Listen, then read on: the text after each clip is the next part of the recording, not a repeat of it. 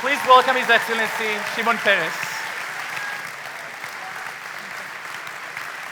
Mr. Peres, with such an applause, I think we concluded our session and we should go down because it's not going to get any better. You are the boss if we concluded.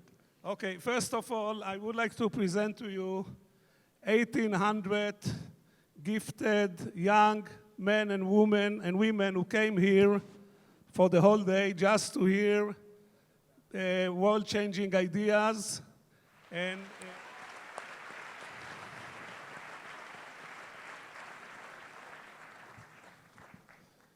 Mr. Peres, how do you see the future? I see only the future. There's nothing else. The past is dead, irrelevant. It doesn't have a future. And even the past you have to reinvent all the time. Because if you discover a new paper or a new escalation, you see that the past was never described correctly. But with the future, we have a problem. The problem is most of us prefer to remember rather than to think or dream or imagine. It's a mistake. There is nothing to remember. People say you have to remember so you won't repeat the same mistakes that were done already. But I don't see any advantage in new mistakes. What for? The future, the past doesn't have a future, it's over. And the future doesn't have a past either, because it's innovation. It doesn't have precedence. All this happened because a deep change in the human experience went over from territories to science. When we were hanging upon territories, we are permanently at war. Whoever wants more territory went to war. The one who lost the war wanted to fight to get it back. Every country had an army to defend itself. So the history is a history of wars. When it comes to science, there is no rule, no room for wars. Because in the case of territory, if you win, somebody loses. And the one that loses goes to fight. In the case of science, you can win without anybody losing. You don't have to kill anybody. You should really educate yourself. It's for the first time in human experience that you can win without anybody else losing. It's in your experience. And what I see right now, we're in a transitional period. Some people already divorced the past and engaged in the future, in high-tech. Some not yet. To be more specific about our future in the Middle East, we have here 400 million Arabs in a very poor shape. Misery, starvation, lack of hope, and we have violence. We have terror. We don't have wars, we have terror. But the difference is, when you went to war, you wanted to win something. When you go to terror, you want to protest against something, right or imaginary. And for that reason, you have to handle each challenge differently. In case of terror, you have to see what are the reasons for terror. You cannot just fight terrorists. You have to fight the reasons that brings them to terror. Wars are not necessary. Now, there's one good thing about these statistics. Out of the 400 millions, 60% are below the age of 25. In my judgment, they are our audience. We have to help them to escape the mistakes of their elders. For example, the elders, they discriminate women. If you discriminate women, you don't have a future. Because if you discriminate women, you are just half a nation. Nowadays, a nation is made both of men and women, almost half and half. If you discriminate women and they don't have education, the victims are the children. Don't do it. Don't make children victims. And many of the young people, boys and girls, have already smartphones. Maybe millions, I think close to 20 million phones, and they are trying to enter the age of science. I believe politics divides, science unites. Politics calls for war, science calls for peace.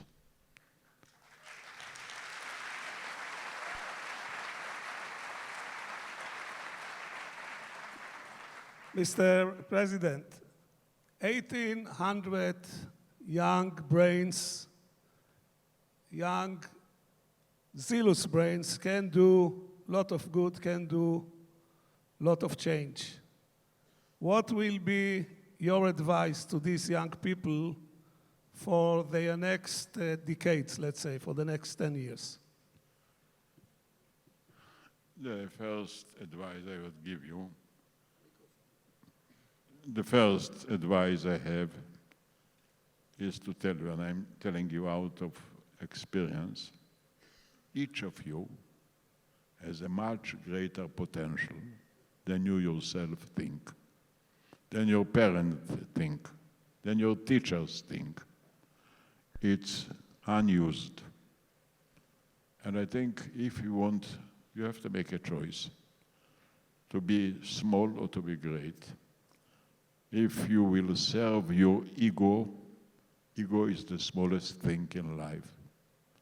If you'll serve a great cause, you'll be great. So go and serve great causes. Great causes means serve other people. Don't try to rule them. Try to encourage them, to help them. It won't fall from heaven. You have to work hard in order to rise to the occasion. But each of us today, every person, particularly the young, we have two persons in ourselves. On one hand, we belong to the many, to the whole. On the other hand, we are very individual. We are an exception to the many. All of us have the same fingers, maybe, but none of us have the same fingerprints. Each of us is individual, and you have to try and answer the two calls of the many to better the world, and of the single to express himself. That's why we go over to cities. And I believe both of them are great causes. I want to tell you one thing that I'm critical about the young people. They don't want to go into politics. Politics doesn't have a good name. If politics doesn't have a good name, and you believe that politics can be good, go in politics and participate in making a future. Look, nothing is easy, but if you want a better future for you, for your people, for all your own children, go and change it. Nobody will do it instead of you. And go and serve the people. Don't try to rule them. They don't like rulers. And you can serve the people if you are trustful, if your word is a word, if your promise is a promise, and if you are really ready to serve. Instead of being on the top, better be ahead. Or shall I say, instead of being the head, be ahead. Go with the science. Fantastic changes occur every day. You know, now we can see how the world is changing socially, which is fascinating. In the United States and elsewhere, for example, take a new attempt, which reminds me almost of kibbutz, you know, and that is be called sharing. What is the idea of sharing? Instead of owning, say, a car or a home, you pay the full cost of it, 100% the cost of the car, but you use it only for 4%. so you waste money. The same is at the home. So now they introduced a service. You don't own, you get services for the time you need, at the place you need, and it makes a new connection. And by the way, in a way, it's even better than a kibbutz. In kibbutz, too, we have had sharing, but it was based only on human being.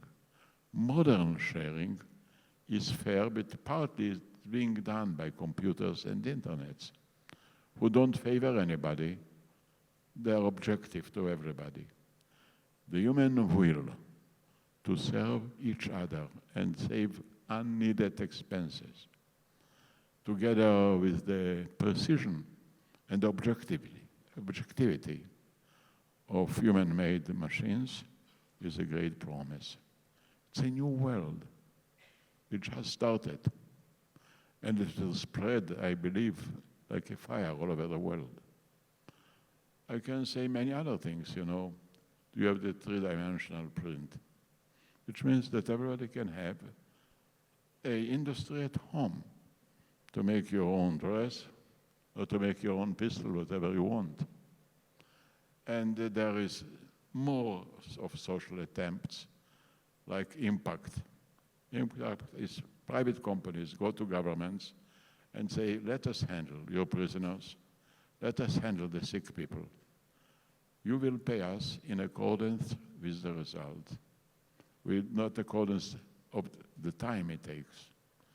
And it came out that private companies or global companies are able to do it. So you live in a changing world, and you are changing the world.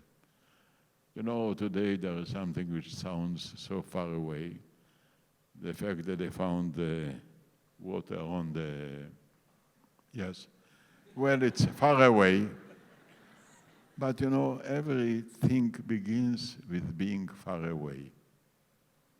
And more or less, we are continuing to penetrate, to come closer and closer and closer. My advice to you, forget the past, it's a waste of time. See the future. Don't use your brain to remember. Use your brain to imagine, to dream. The more the better. The greater is helpful. Dream great. Dare. Don't fall victims to all prejudices. You know, Ben-Gurion said that all experts are experts for things that did happen. There are no experts for things that may happen. You should be the experts of things that may happen. By imagining the future, by dreaming about it, daring to do it, don't be afraid, don't hesitate. It's in your hands. Thank you. Mr. Peres, I would like to give our audience a benefit of sharing some of your perspective. And I think there is no world leader today who is more qualified to have a perspective. I made a calculation, you know, I'm now 73. When I was born, you already were the General Secretary of Anoar Oved. This was in 1942 when Roosevelt... And you were 29 when you became the Director General of the Ministry of Industry. Okay. Yes. Nevertheless, you have really unique perspective. And I would like to share this perspective with our audience. I want to ask you two questions. The first one, can you tell us what are the two moments in your life that you felt very proud or very satisfied? And what were the two moments in your life that you felt the least happy or very disappointed? Well, my greatest achievement in life will be tomorrow. What we achieved today is past. So I'm working for tomorrow. And I know that people will ask me what is my greatest mistake in life, so I have to answer this question too. And you'll be surprised if I'll tell you that in my judgment, my greatest mistake in life was my dreams were too small. So at time they looked great, Now in perspective, I think they were too small. And my recommendation, dream great, don't dream small. And